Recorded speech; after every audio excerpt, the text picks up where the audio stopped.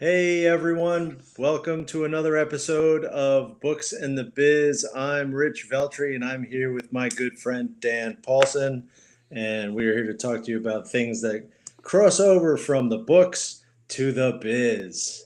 So, hey Dan, how you doing? I'm doing good, Rich. How are you doing? I'm doing all right. I um I think today we're following along with our five kind of points of if you're thinking about getting out of your business, retiring, selling, whatever the exit strategy is. I think we're going down our list of the questions that we told people were really important to think about. And I think we've moved on to the topic of scalability, correct? I believe we have. Let me just confirm that. Ta-da! All There it is. right. Yes, you are There it correct. is. Look at So, that hot car. You got question that in your number garage, four. right? Huh? Yep. Yeah, you got that in your garage, right? That one, no. I've got No. one that's a little bit redder. Okay. Wheels are covered, but probably goes about as fast. I hear you. Yeah, I think this is an important topic that from our conversations over a long period of time, we've always talked about the fact that, when you're trying to sell the business, you're looking at your financials, you're seeing what you did, and you're seeing um, what multiple you can get off of that to sell it because someone else would be interested in replicating what you've done. But I think there's another piece to it. And the scalability factor comes into the fact that the buyer doesn't necessarily look at your business the way that you do. They look at it more from the standpoint of what can I do with this? So Mm. there's a little more forward looking as opposed to the backward looking. Backward looking gets you your valuation as of today. Forward looking gets you, well, how can I get to a higher valuation later? Which is what most people are going to do if they're interested in buying your business. From the operations standpoint, do you kind of follow the same logic there, Dan, or is there something else I need to think about? No, I think you're spot on with that. When I look at it, there's a couple different areas that come to mind. We've talked about different types of buyers for your business, and this is kind of another variant of that. I believe there are people who want to buy a job, and there are investor buyers. And the people who want to buy a job, typically you see this on smaller companies where they're coming in because they want to be the owner of this and to take it over and essentially replace the current owner of it. So they're stepping into the operations role, the sales role, the every facet of the company because they believe that they can take what the current owner has done and they can build on that further. But maybe it's not at a multiple like we typically talk about with, say, an investor group. Because the investor group is really looking again at the numbers. What opportunities do they have to grow the business going forward? And you and I have kind of talked in the past. There's really kind of three different groups that come in. There's the innovation side where they can grow based off of new technology. Maybe they can come in and automate. With that, there might be some greater capital investments, but they also see by putting those machines in place that they can develop something that much quicker. Uh, there's the scalability from the volume side. Maybe the new owner understands how to ramp up volume. Maybe they have a similar uh, contact sphere, where they can expand sales dramatically over what the current business owner has done. And then the last one is really the product side of things, where are there more verticals, more products that can be added in to get a greater multiple of return? And that can happen on both what I would call the owner buying his own business versus an investor. Those are really kind of the areas I see from an operations side that are what attract other people in to take the business over. Yeah, I definitely have seen the same thing where from the finance side of it, scalability is important, and they have to look at it from a standpoint of yes, we want to increase our revenue, increase our profit, and the question becomes, what is it going to take to get those revenues or profits increased?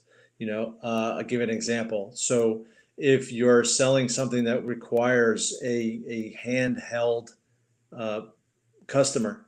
So you're out there actually, and you have to actually physically meet face to face to get these people to buy your product. The first thing that a buyer has to realize is they're going to hire more salespeople. Mhm. So it can't just be, well, I'm going to go and I'm going to sell your product and I'm just going to do it better. 9 times out of 10, they can't sell that to their investor group or to whoever is, making the final decision on pulling the trigger on the acquisition. So, I've seen it where, you're going into online, let's say, and you're changing the business to go into online. The cost is different. You don't need 5 salesmen salaries. You're just looking at the equipment, et cetera, to run a bigger or better website. And But so there is a lot more marketing. So where you might not be paying a salesperson, you might be paying a marketing firm to generate the clicks to get people on your site.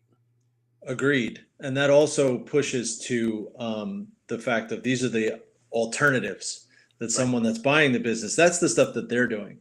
If you think about the fact that the seller, okay, what the seller might be doing to prepare to actually get this up to market and get someone to buy it, they're probably not thinking about that. They're not thinking about where's this business going to go in 5 years.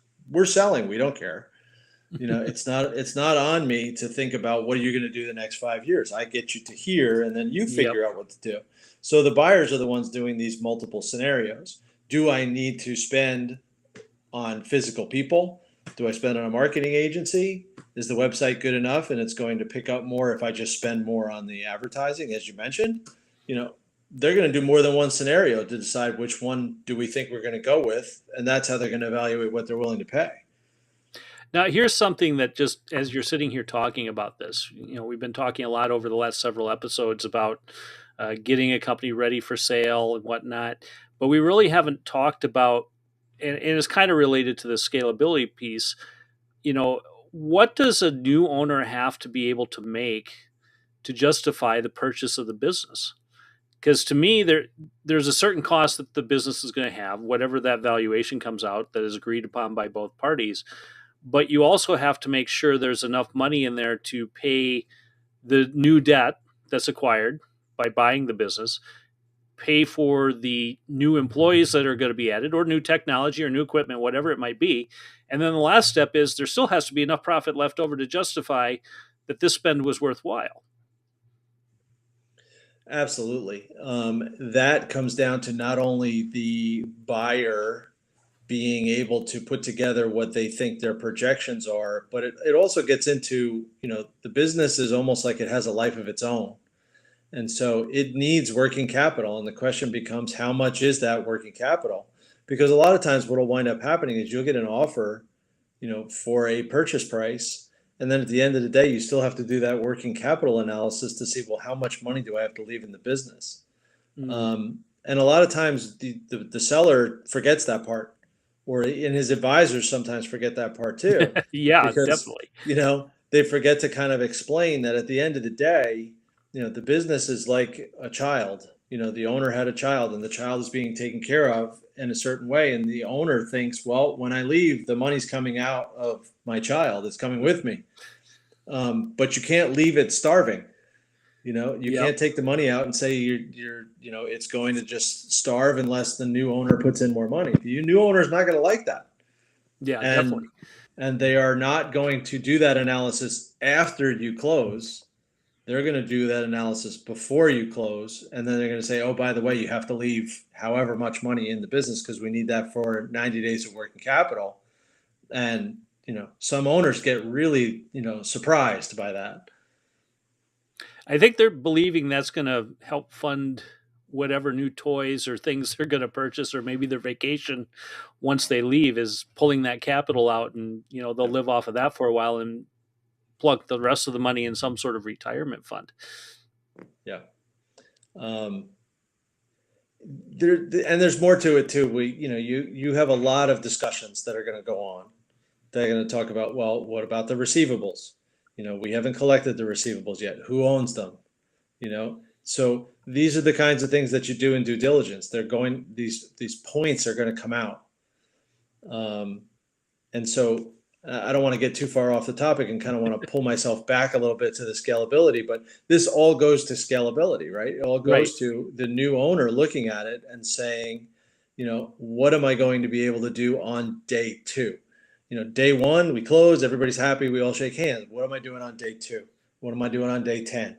So that's where the scalability comes in. And that's what they're figuring out before they close with you. And that goes back to your point on the financials about the profitability and how much money is in the company when that sale does close, because they are going to need it to pay employees, they're going to need it to cover loan costs, they're going to need it to do whatever they need to do to also increase that business, because maybe it is going to require some equipment investments. If there's Right. no money in there and you've stripped everything except for the assets that basically the company needs to work from, equipment wise, it's not going to be that successful. And no future owner I know is going to take on something without at least a little bit of financial cushion, which is again why they're looking at buying the business. They believe it can be a multiple of something greater than it is now.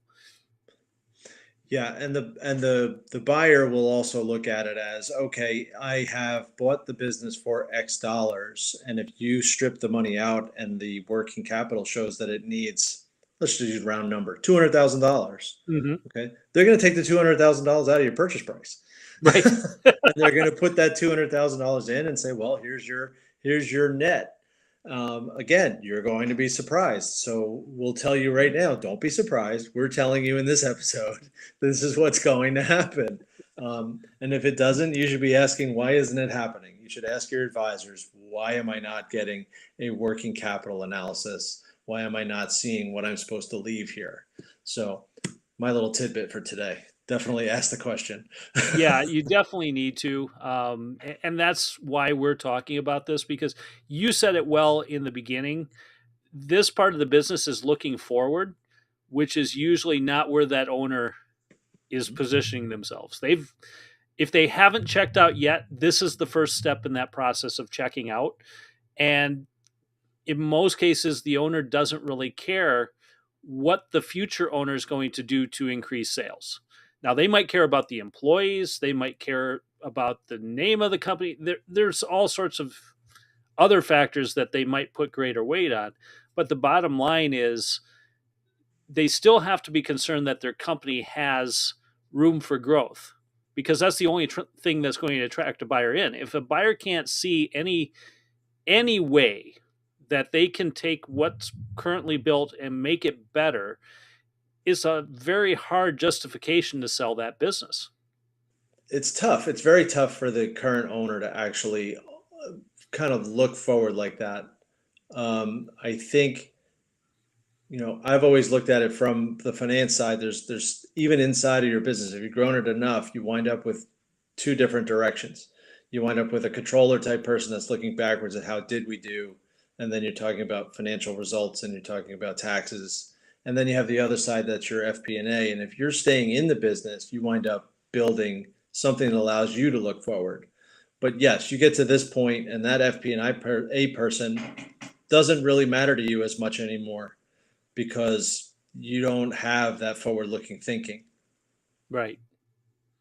And that's really the key to what we're talking about here is you still have to do enough in those early stages. We've talked, at last episode about timelines.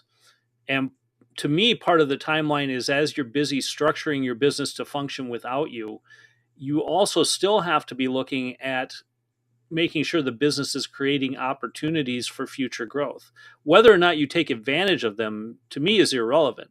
What is important, though, is that you are setting yourself up or you're setting your company up to be successful in the future, because that's going to make it a much more attractive purchase than something that's a complete work in progress. Yeah, I think those ideas tend to be something that you can plant some seeds with your buyers too. Exactly. Yeah. So, what are the first steps that you look at when it comes to working with an owner to talk about the scalability side? From a financial side, what are you considering? Um, I think I don't always have from a buyer standpoint. Yes. So from a buyer standpoint, I'm definitely looking at, where are we up to this point and then seeing, okay, what's my assumption on what I can do going forward.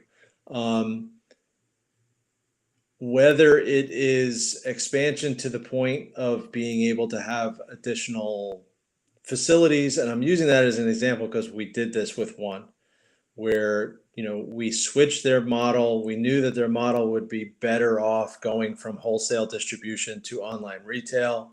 And from there, we were able to build in the fact that the increased volume was going to require certain amounts of additional facilities, because it was going to require more warehousing space. We were going to bring in more um, trailers, I guess you call them.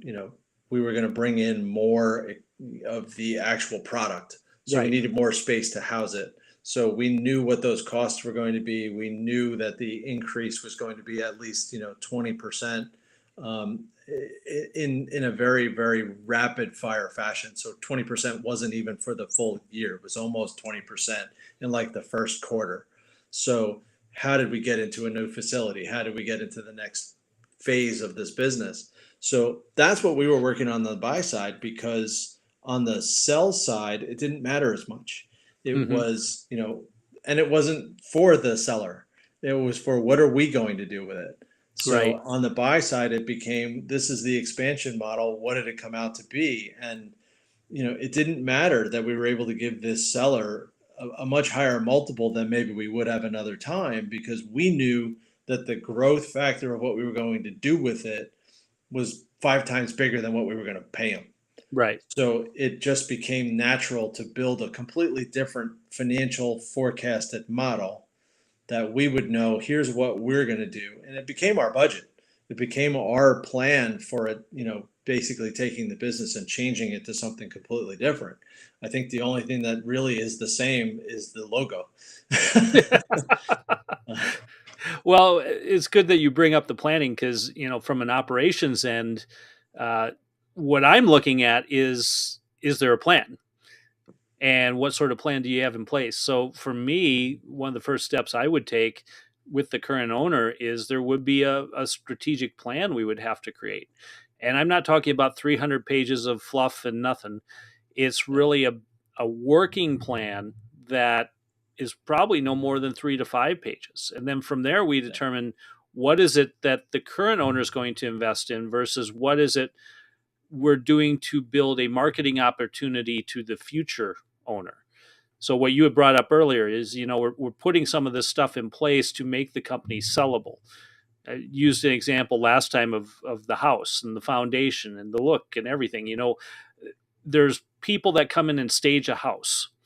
They bring in furniture, they bring in, pictures to hang on the wall and everything because the last thing that sells a house is when everything is completely empty, at least for a higher price. Now, when you put furniture in, you give people the potential of what could be here versus what is here, and people tend to then look at that and factor in a higher valuation for it. It's really no different on the business side.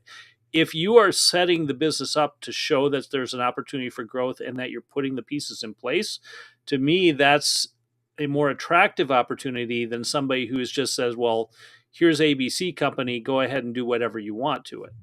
Mhm. Yeah, I think to your multiple points, they're all good.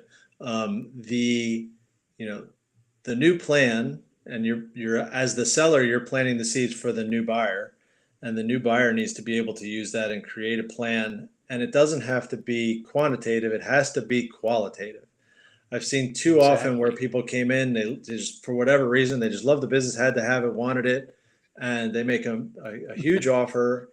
And then on day two, they're sitting there and looking at their 350-page plan, and then they can't do any of it because for Right. whatever reason, they missed a key factor or they didn't really analyze what they were saying. It's no different than a startup who doesn't really know its market. So now Exactly. you've got to make sure that that buyer is, especially if they, I hate to throw this wrinkle in there, what if the buyer convinces you to be the financer and the buyer Ah, didn't really have, and the buyer didn't really have a good plan? So Yeah, I don't like those deals, by the way. There's my tidbit for this episode. Um, That's a I'm not future a episode that we can talk about. not a fan, not a fan. You want to leave a piece to make sure that to make sure that the buyer is enticed to hold on to everything and do things the right way and pay you. That's one thing. You want to hang on to the whole thing. Okay, I'm Not not good. there. I'm not Oh, I down can on tell that one. stories about that one too, of why that's not a good option to have. I'm sure we both can. I'm sure we both can.